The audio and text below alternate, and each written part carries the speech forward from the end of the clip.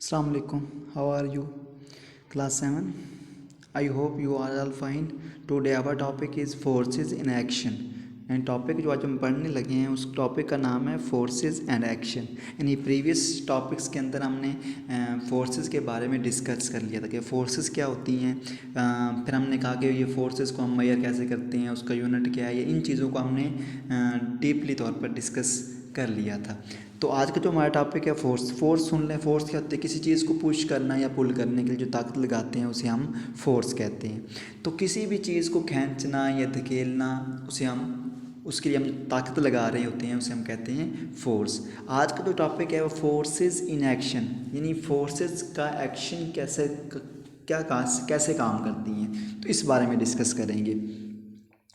अब मैं आपको एक एग्जांपल से समझाता हूँ कि आप जाओ, आप अपने घर की दीवार जो वॉल है उसके ऊपर फोर्स लगाओ, उसे गिराओ, तो क्या आप उसे गिरा सकोगे? नहीं। क्यों? क्योंकि जो फोर्स आप लगा रहे हो उसके अपोजिट, उसकी मुखालिफ सिमत के अंदर भी एक फ़ोर्स लग रही है जो दीवार आप पर लगा रही है। एक फ़ोर्स तो आप लगा रहे हो दीवार पर और दूसरी जो फोर्स है वो दीवार आप पर लगा रही है। अब आप कहोगे कि दीवार कैसे लगा रही है? क्योंकि दीवार के जो दीवार आपकी अर्थ के साथ जुड़ी हुई है, तो अर्थ भी उस दीवार पे एक फ़ोर्स लगा रही है जिसे हम ग्रेविटी फोर्स कहते हैं। तो अब जो दीवार की फ़ोर्स है वो ज़्यादा है और जो हम फोर्स लगा रहे हैं वो क्या है? कम है। अब दीवार की फ़ोर्स ज़्यादा है और हमारी फ़ोर्स कम है, तो इसलिए दीवार नहीं गिर रही। तो यानी एक फ़ोर्स हमने लगाई और एक फ़ोर्स दीवार ने लगाई। ठीक हो गया। एक और एग्जांपल समझे। मैं कहता हूँ चेयर को आप इधर अपनी तरफ खींचो, आप क्या करोगे? पुल कर लोगे उसको, तो वो आसानी से आ जाएगी। क्यों? क्योंकि आपकी फ़ोर्स ज़्यादा थी, उस चेयर की फ़ोर्स कम थी, तो इसलिए चेयर आपकी तरफ आ गई। आपने खींचा, वो आपकी तरफ आ गई।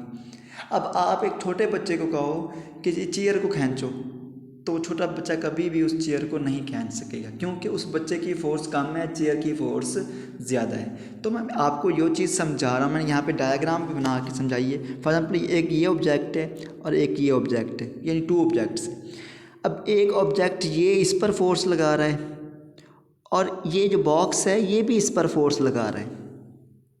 ठीक हो गया। अब देखें, मैंने यहाँ पे लिखा है एक topic, action and reaction forces, यानी action forces and reaction forces. One force act in one direction and other equal force act in a opposite direction. यानी देखें, आपको उस एग्जांपल समझें, एक ऑब्जेक्ट ये है, एक ऑब्जेक्ट ये है, यानी इसने एक डायरेक्शन के अंदर फोर्स लगाई इस बॉक्स पे। अब बॉक्स ने अपोजिट यानी उसकी मुखालिफ सिमत के अंदर भी एक फ़ोर्स लगाई। अब जो इस शख्स ने लगाई इस बॉक्स के ऊपर फोर्स, उसे हम कहेंगे एक्शन फोर्स, और जो बॉक्स ने इसकी अपोजिट डायरेक्शन के अंदर लगाई उसे कहेंगे रिएक्शन फोर्स। यानी आप एक बॉल को दीवार पे मारते हो, तो जो आप बॉल को दीवार पे मार रहे हो आप एक्शन कर रहे हो, और जो दीवार उस बॉल को दोबारा आपकी तरफ फेंक रही है, भेज रही है, उसे कहेंगे रिएक्शन। ठीक है। एक्शन का हमेशा रिएक्शन होता है। आप गुब्बारे के अंदर हवा भरो, तो गुब्बारे को जैसे ही आप छोड़ोगे ना, तो गुब्बारा ऊपर जाएगा और हवा नीचे आएगी। तो एक्शन का हमेशा क्या होता है? रिएक्शन। तो फोर्सेस भी ऐसी होती हैं कि यानी एक ऑब्जेक्ट अगर किसी दूसरे ऑब्जेक्ट पे फोर्स लगा रहा है, तो दूसरा ऑब्जेक्ट भी पहले ऑब्जेक्ट पे फोर्स लगाएगा। अब जो पहला लगा रहा है उसे कहेंगे हम एक्शन फोर्स, और जो दूसरा लगा रहा है उसे कहेंगे रिएक्शन फोर्स। यानी ये आपके पास टू ऑब्जेक्ट्स थे, एक ये, और इन्होंने, इस शख्स ने जो इस पे फोर्स लगाई उसे कहेंगे एक्शन फोर्स, और जो इसने अपोजिट इसकी मुखालिफ सिमत के अंदर फोर्स लगाई उसे कहेंगे रिएक्शन फोर्स। ठीक हो गया। तो ये था एक्शन और रिएक्शन के बारे में। अगला जो टॉपिक है वो हमारा है फ्रैक्शन। यानी फ्रैक्शन क्या होती है? अब कभी आपने सोचा है कि आपके पास बहुत बड़ी अलमारी हो, बहुत भारी अलमारी, हैवी अलमारी हो, तो आप उसको पुश करो तो आप उसको पुश नहीं कर सकते, उसको आगे नहीं धकेल सकते। क्यों? कभी सोचा है आप पे कि क्योंकि आप उसको इसलिए नहीं धकेल सकते क्योंकि उस पर भी एक फोर्स अमल कर रही है जो उसको आगे मूव होने नहीं दे रही। उस फोर्स को कहते हैं फ्रैक्शन फोर्स। यानी आप रास्ते में चल रहे हो, अगर आपके जूतों क्या हूँ, हमवार हूँ, बिल्कुल स्मूथ हूँ, तो क्या होगा, आप गिर जाते हो अक्सर। क्यों? क्योंकि आप पर जो ज़मीन की फ्रैक्शन फोर्स है वो अमल नहीं करती। अगर आपके जूतों के अंदर गैर हमवार हों, प्लान नहीं होते, तो अगर आप उनसे चल रहे होते हो तो आप जो आप स्लिपरी जगह होती है उस पर भी आप बच जाते हो। क्यों? क्योंकि आपके वहाँ पे आपकी फ्रैक्शन फोर्स अमल कर रही होती है।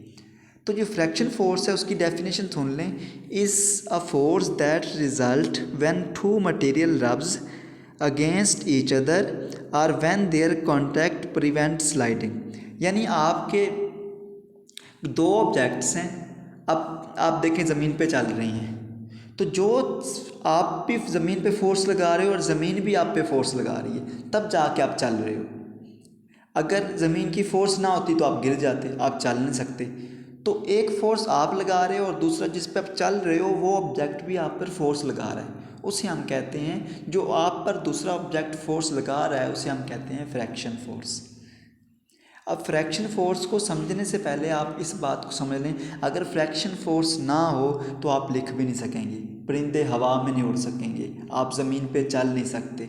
तो ये सारे कुछ जो आप काम कर रहे होते हैं, अपनी ज़िंदगी के रोज़मर्रा फंक्शन अंजाम दे रहे होते हैं, काम वर्क कर रहे होते हैं, तो इस वर्क के अंदर क्या होता है, फ्रैक्शन बहुत ज़्यादा इंपॉर्टेंट रोल प्ले कर रही होती है। तो ये this is all about forces in action and fraction. Thanks for watching.